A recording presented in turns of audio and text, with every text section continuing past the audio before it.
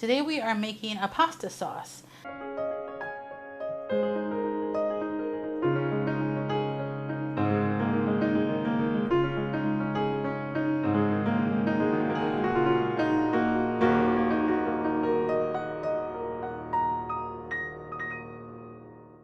Sponsored in part by OurDailySalt.com, handcrafted kitchen accessories and tools, crafted by Chef Felicia Wild for the home cook or the professional chef, made in Milwaukee, Wisconsin, USA, shipping United States and international. Visit OurDailySalt.com.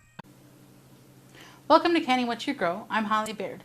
Today we are making a pasta sauce. It's going to be the meatless kind, so you can go ahead and put it in your boiling water bath canner. We had a good crop of paste tomatoes, some Romas, San Marzanos, and Amish paste. So what we've done so far is we've taken them, we've cut them into halves or quarters, depending on the size, put them into a big pot and just kind of let them cook down so that when we put them through the food mill, the skins will be not sticking on, and they'll not be combined with the rest of the tomatoes, and it also gets rid of the seeds. Now some people, what they'll do is they'll peel the tomatoes first and leave the seeds on. That's up to you. We don't like having the seeds in our pasta sauce, so we do it this way. It's a little bit mostly your choice. I've also got, now this does have to cook down for a little bit once you get it separated out, but I went ahead and I prepped my vegetables. I have some onions, some peppers, some garlic, and some shallots in there. And I'm going to go ahead and leave the recipe in the show notes for you, because you have to be aware of how many vegetables you're putting in versus how many tomatoes, so that you're not putting too many low acid things in and not, then not making it a good recipe. So I'm just going to get to work here getting these separated with my food mill. If you don't have one of these, you can find them online. You can find them at a big box store, usually at specialty stores. So I don't think they're very expensive either. And if you do a lot of canning or anything in the kitchen, you might want to invest in one. Okay, so we've got the sauce now, I guess, if that's what you want to call it. It's all ready to go. So now we're going to let this cook down. So first you're going to bring it to a boil. Once it comes to a boil, then you can add your vegetables. I don't add any of the herbs or anything until after it's been cooked down a little bit. So here's my vegetables, but I'm wait till this comes to a boil, and then I'm going to add them. Then you let it cook down until it reduces.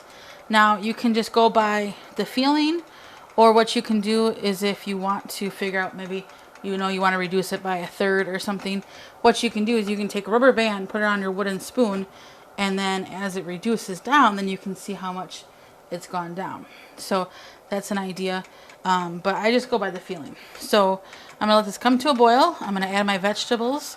I'm going to put it on low, let it simmer. I'm going to just keep stirring it until occasionally until it's cooked down to the consistency that I want. Okay, so what we ended up doing is, because we had such a large amount of sauce to cook down, we ended up putting it into a slow cooker. And we actually have two different slow cookers. We had it in originally, and then we combined them. And now it's since it was cooked down, we just put it onto the keep warm part until we're going to put it back in this pot and add some salt and some spices and stuff. But the slow cooker is really handy because it cooks things down for you, but this way you don't have to worry about burning or anything like that. Also, I wanted to note that when you're doing this, you want to offset your lid. So instead of having it like this, because basically you're trying to get some of the water to cook off, so then you just offset your lid. Doesn't have to be a big deal, but you just want a place that the air can come through, or the water condensation, whatever, can come through. So now we're going to go ahead and put it back in the big pot. We're going to add some different spices and stuff, and then bring it back to boiling so that we can can it. Alright, so I'm getting ready to add the spices. Now we did add already the vegetable mixture, and some garlic and some basil and some parsley, fresh basil, fresh parsley. So I'm adding a little bit of garlic powder, some crushed pepper, some Italian seasoning, some salt, and some brown sugar. So I'm just going to go ahead and add that here. I want to kind of mix it all together because that brown sugar, I packed it into the measuring cup, so I'm going to loosen it up a bit so it doesn't get all clumpy. Okay, so let's go ahead and add that. And we're just going to stir it in. Now this is getting close to being pretty hot, so that's good. That's what we want. So I'm just going to stir this till well combined, and then I'm going to wait till it's almost boiling, getting some bubbles and stuff, and then we're going to jar it up. Okay, so now we're ready to get this into the jars. So I got my jar here. Now you want to add lemon juice to your jar. So what you do is you go ahead and just to the bottom of it, you're just going to add 1 tablespoon for the pints. And we're doing 1/2 inch of headspace. We're processing these for 35 minutes. There's my tablespoon of lemon juice. Okay, so we made kind of a mistake. I didn't realize this would happen, but what happened is that we put the ice cold lemon juice into the steaming hot jar, and it actually cracked. Even though it's just a tablespoon, the jar was so hot and the lemon juice was so cold that it cracked. So what I would suggest doing is, if you're going to do this, maybe set your lemon juice out while you're cooking or something, you know, if it's in the fridge.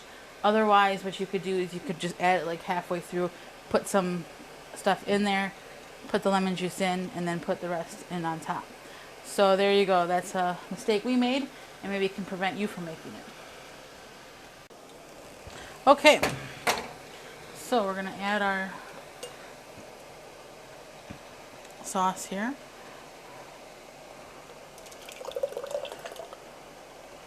Then I'm going to add a tablespoon of lemon juice.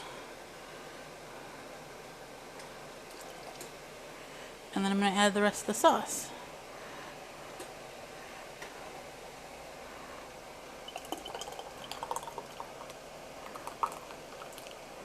Okay. Check my headspace. I need 1/2 inch. So that's just about there. And then I'm going to go ahead and wipe my rim. And then I'm going to get my lid on.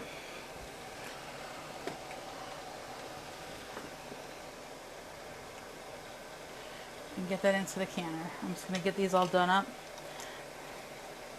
so we can get them canning.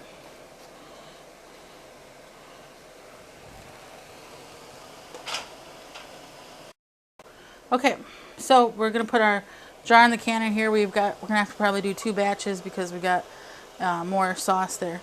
So what we're going to do is we're going to get them in here. We're going to set the timer for 35 minutes.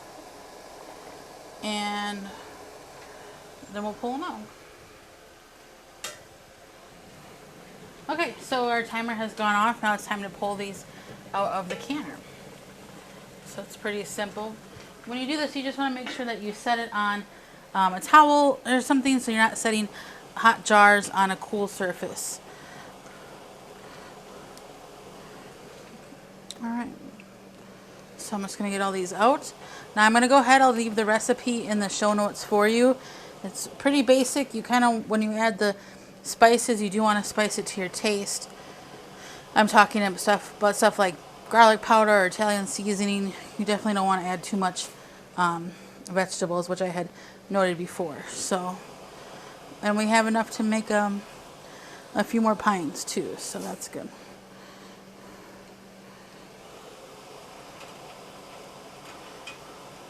Thank you for watching.